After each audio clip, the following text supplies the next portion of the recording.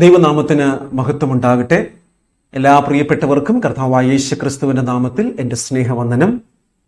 വീണ്ടും ഒരു പ്രഭാതം കൂടെ നമുക്ക് നൽകിയ സ്വർഗത്തിലെ വലിയവനായ ദൈവത്തിന് നന്ദി പറഞ്ഞുകൊണ്ട് ഈ ദിവസത്തിന്റെ പ്രഭാതത്തിൽ ദൈവത്തിന് സ്തോത്രം പറയുവാൻ, ദൈവത്തിന്റെ സന്നിധിയിൽ നമ്മെ സമർപ്പിപ്പാൻ കർത്താവ് നമ്മെല്ലാവരും സഹായിക്കട്ടെ. ഇന്ന് വീണ്ടും ഒരു വിശുദ്ധ ദിവസം കൂടെ യഹോവയായ ദൈവം നമുക്ക് നൽകിയിരിക്കുകയാണ്. ദൈവത്തിന് നന്ദി പറയുവാൻ, ദൈവത്തിന് സ്തോത്രം ചെയ്യുവാൻ ഈ പ്രഭാതം നമുക്ക് എല്ലാവർക്കും ഉപയോഗിക്കാം. ഒരിക്കൽ കൂടെ എല്ലാവർക്കും ഈ പ്രഭാത ജാഗരണ ശുശ്രൂഷയിലേക്ക് ഹൃദ്യമായ സ്വാഗതം.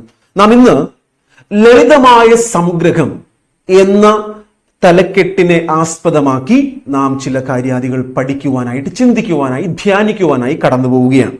ആധാരവാക്യം യാക്കോബിന്റെ ലേഖനം 1-ാം അധ്യായം 25-ാമത്തെ വാക്യം. സ്വാതന്ത്ര്യത്തിന്റെ തികഞ്ഞ ന്യായപ്രമാണം ഉറ്റുനോക്കി അതിൽ നിലനിൽക്കുന്നവനോ കേട്ട് മറക്കുന്നവനല്ല, പ്രവൃത്തി ചെയ്യുന്നവനായി താൻ ചെയ്യുന്നതിൽ ഭാഗ്യവാൻ ആകും. വളരെ മനോഹരമായ ഒരു കാര്യമാണ് ഇന്ന് പ്രഭാതത്തിൽ നാം ചിന്തിക്കുവാനായിട്ട് കടന്നു പോകുന്നത്. പ്രത്യേകിച്ചും ന്യായപ്രമാണം, ദൈവത്തിന്റെ കൽപ്പനകൾ, 10 കൽപ്പനകൾ, ഇവയൊക്കെ കേൾക്കുമ്പോൾ എല്ലാവരും പൊതുവെ ഇന്ന് സമൂഹത്തിൽ നെറ്റി ചുളിക്കുകയാണ് പതിവ്. അതേക്കുറിച്ച് കേൾക്കുവാൻ ആർക്കും താല്പര്യമില്ല. എന്നാൽ യേശുക്രിസ്തു തന്റെ ശുശ്രൂഷ മധ്യേ ന്യായപ്രമാണത്തെക്കുറിച്ചും ദൈവത്തിന്റെ 10 പ്രമാണങ്ങളെക്കുറിച്ചുമൊക്കെ വളരെ ലളിതമായി നമ്മോട് പറയുവാൻ തക്കവണ്ണം ഇടയായിട്ടുണ്ട്. നമുക്കറിയാം, ഒരു വിദ്യാർത്ഥിയെ, ഒരു കുട്ടിയെ ഒരു പുതിയ സ്കൂളിൽ നാം ചേർക്കുവാനായിട്ട് കടന്നു പോകുമ്പോൾ ആ സ്കൂളിൽ ധാരാളം നിയമങ്ങൾ ഉണ്ടാകും, ധാരാളം നിയമവലികൾ ഉണ്ടാകും. അതിന് തന്നെ അവർക്ക് ചില ഗൈഡ് ലൈൻസ് ഉണ്ടാകും, അവർക്കൊരു ഡയറി ഉണ്ടാകും. ആ ഡയറി പുതുതായി ജോയിൻ ചെയ്യുന്ന ഓരോ കുഞ്ഞുങ്ങളും വാങ്ങേണ്ടത് അത്യാവശ്യമാണ്. അതിൽ എഴുതിയിരിക്കുന്ന കാര്യങ്ങൾ വായിച്ച് ആ സ്കൂളിൽ ഏത് ദിവസമാണ് ഏത് യൂണിഫോം ധരിക്കേണ്ടത്, യൂണിഫോം എപ്രകാരമുള്ള നിറത്തിലുള്ളതാണ്, ഏത് ഷൂസ് ആണ് ധരിക്കേണ്ടത്, ഏത് ടൈ ആണ് ധരിക്കേണ്ടത് തുടങ്ങി സകല ഗൈഡ് ലൈൻസും നിയമങ്ങളും ആ പുസ്തകത്തിൽ വായിക്കുവാൻ തക്കവണ്ണം സാധിക്കും. ഇതൊക്കെ വായിച്ച് തങ്ങൾക്ക് ബോധ്യപ്പെട്ടു എന്ന് അധ്യാപകരുടെ മുൻപാകെ അല്ലെങ്കിൽ ആ സ്കൂൾ അതോറിറ്റീസിന്റെ മുൻപാകെ ഒപ്പിട്ട് കൊടുക്കുക എന്നൊരു കാര്യം കൂടെ ഇന്ന് പല സ്കൂളുകളും ചെയ്യാറുണ്ട്. കാരണം ആ സ്കൂളിലെ നിയമങ്ങൾ കുഞ്ഞ് പാലിക്കുവാൻ തക്കവണ്ണം പഠിപ്പിക്കും എന്ന ഉറപ്പാണ് ആ മാതാപിതാക്കൾ അവിടെ എഴുതി നൽകുന്നതിലൂടെ ചെയ്യുന്നത്. ആ ഒരു നിയമങ്ങൾ എന്തിനാണ് ആ സ്കൂളിൽ അവർ നൽകിയിരിക്കുന്നത്? ആ സ്കൂളിന്റെ സുഗമമായ നടത്തിപ്പിന് വേണ്ടി ഏറ്റവും നന്നായി കാര്യാദികൾ നടക്കേണ്ടതിനും ക്രമീകരിക്കേണ്ടതിനും മുന്നോട്ട് പോകേണ്ടതിനും വളരെ ലളിതമായി ചില നിയമങ്ങൾ അവർ എഴുതി അവർക്ക് മുന്നിൽ പ്രദർശിപ്പിച്ചതുപോലെ സകലതും, ഈ ലോകത്തിൽ സകലതും ന്യായമായും നീതിയായും ചിട്ടയായും ക്രമത്തിലുമൊക്കെ നടക്കേണ്ടതിന് സ്വർഗത്തിലെ ദൈവം മനുഷ്യർക്ക് നൽകിയ പ്രമാണങ്ങളാണ് 10 പ്രമാണങ്ങൾ. മറ്റെല്ലാ കൽപ്പനകളുടെ അടിസ്ഥാനമാണ് വാസ്തവത്തിൽ ഈ 10 പ്രമാണങ്ങൾ എന്ന് നമ്മെ ദൈവത്തിന്റെ തിരുവെഴുത്തുകൾ ഓർമ്മിപ്പിക്കുകയാണ്. അപ്പോൾ ഈ 10 പ്രമാണങ്ങളെ വളരെ ലളിതമായി കർത്താവായ യേശുക്രിസ്തു പല സമയത്തും തന്റെ കേൾവിക്കാരായവരോട് പറയുവാൻ തക്കവണ്ണം ഇടയായി.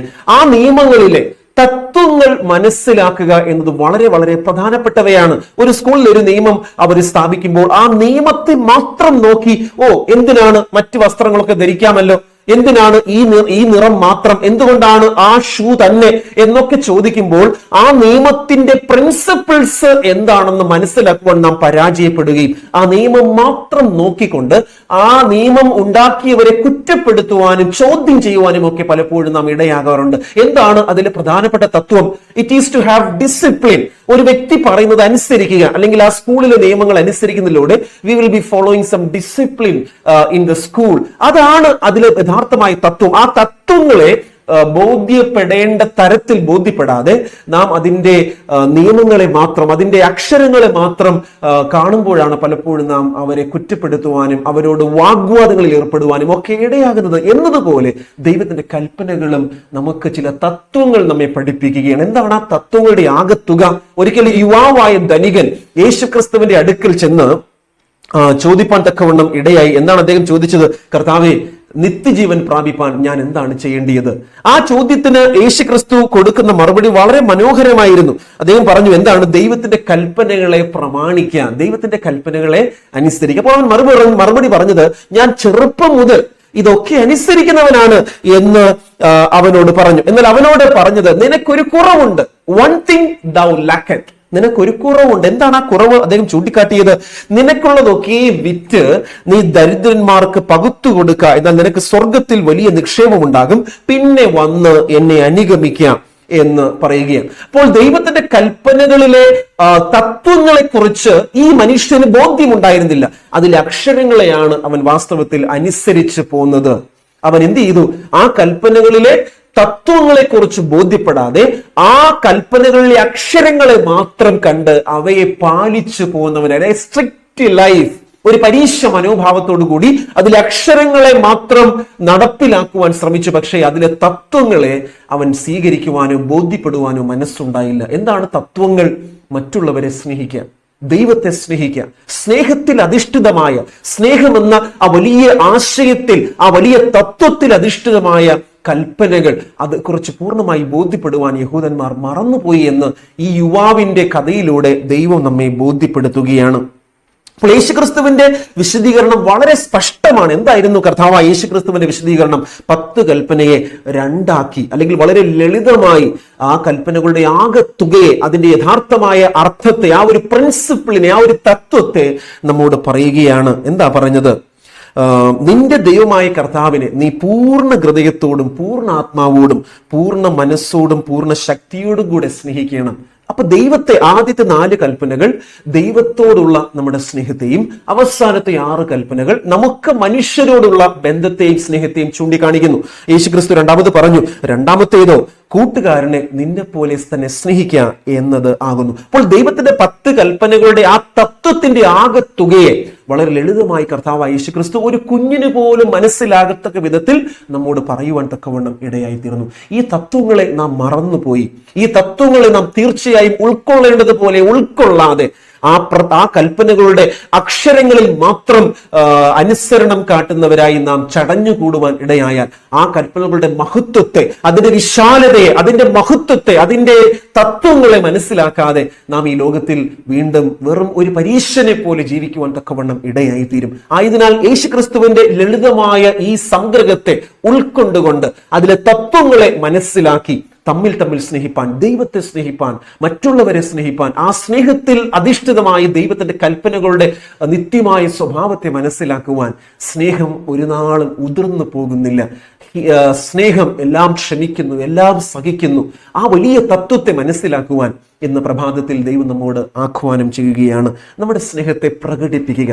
ആ പ്രകടനമാണ് ദൈവത്തോടുള്ള നമ്മുടെ സ്നേഹത്തിന്റെ അനുസരണം എന്നത്. ആ ഒരു പ്രകടനത്തിലൂടെ ദൈവത്തെ സ്നേഹിപ്പാനും മറ്റുള്ളവരെ സ്നേഹിപ്പാനും കർത്താവ് നമ്മെ സഹായിക്കട്ടെ. നമ്മെ തന്നെ സമർപ്പിക്കാം. ഒരു നിമിഷം പ്രാർത്ഥിക്കാം. ഞങ്ങൾ ഏറ്റവും ആഴമായി അതിവാത്സല്യമായി സ്നേഹിക്കുന്ന ഞങ്ങളുടെ ദൈവമേ, സ്വർഗീയ പിതാവേ, മനോഹരമായ ദിവസത്തിന്റെ പ്രഭാതത്തിൽ ദൈവത്തിന്റെ കൽപ്പനകളുടെ ലളിതമായ ഒരു സംഗ്രഹം അതിന്ന് അവിടുന്ന് ഞങ്ങളെ പഠിപ്പിച്ചതിനാൽ തിരുനാമത്തിന് സ്തോത്രം. കർത്താവെ, ഈ വചനങ്ങളുടെ ആകെത്തുകയെ, ആ വലിയ തത്വങ്ങളെ, അതിന്റെ വലിയ മഹത്വത്തെ ഉള്ളുകൊണ്ട് മനസ്സിലാക്കി അവയെ പിൻപറ്റുവാൻ അവിടുന്ന് ഞങ്ങളെ സഹായിക്കണമേ. കൽപ്പനകളുടെ ആകെത്തുക എന്നത് സ്നേഹമാണ്. ദൈവത്തിന്റെ സ്വഭാവത്തിന്റെ ഏറ്റവും വലിയ മഹത്വമാണ് സ്നേഹം. ആ സ്നേഹമില്ല എങ്കിൽ ഞാൻ എന്തൊക്കെ ഈ ലോകത്തിൽ ഉണ്ട് എങ്കിലും ഒന്നുമാവുകയില്ല. ആ സ്നേഹത്തിൽ ഊന്നി ജീവിപ്പാൻ ഞങ്ങളെ കർത്താവ് സഹായിക്കണമേ. അവിടുന്ന് ഞങ്ങളെ സ്നേഹിച്ചതുപോലെ ഞങ്ങളും തമ്മിൽ സ്നേഹിപ്പാൻ, ദൈവത്തെ സ്നേഹിപ്പാൻ, ദൈവത്തിന്റെ കൽപ്പനകളെയും പ്രമാണങ്ങളെയും കർത്താവിന്റെ ഹിതത്തിനൊത്തവണ്ണം ആ സ്നേഹത്തിൽ ഊന്നി ജീവിച്ച് അനുഷ്ഠിപ്പാൻ, ആചരിപ്പാൻ, അനുസരിപ്പാൻ ഞങ്ങളെ അവിടുന്ന് സഹായിക്കണം. പ്രാർത്ഥന കേട്ട കൃപയ്ക്കായി സ്തോത്രം. യേശുവിന്റെ നാമത്തിൽ തന്നെ പിതാവേ കേൾക്കുമാറാകണമേ. ആമേൻ, ആമേൻ. എല്ലാവർക്കും എല്ലാ നന്മകളും എന്നീ പ്രഭാതത്തിൽ ഞാൻ ആശംസിക്കുന്നു. ദൈവത്തിന്റെ സാന്നിധ്യം എന്നേക്കും നമ്മോട് കൂടെ ഇരിക്കുമാറാകട്ടെ. ഹാപ്പി സാബത്ത് ആശംസകൾ ഏവർക്കും.